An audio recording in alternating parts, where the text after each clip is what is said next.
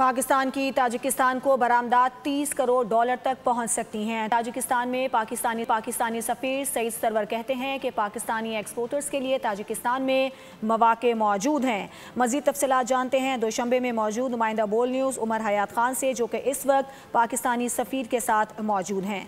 जी उमर।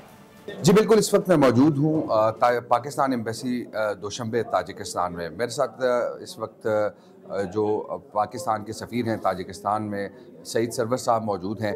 इनसे जानते हैं कि पाकिस्तान की जो ट्रेड है, ख़ास तौर पे हम देख रहे हैं कि गुज़िस्ता 2-3 सालों से पाकिस्तान की एक्सपोर्ट जो है वो ताजिकिस्तान को बढ़ रही हैं। आपने इस बात की सही निशानदेही की कि पाकिस्तान और ताजिकिस्तान की जो बाहमी तजारत है वो पिछले 3-4 साल से बढ़ रही है। यकीनन इस चीज़ का मज़हर है कि ताजिकिस्तान की इकॉनमी पिछले 7-8 साल से ऑन एवरेज 8% ग्रो कर रही है, तो उसमें पोटेंशल है, अपॉर्चुनिटीज़ हैं।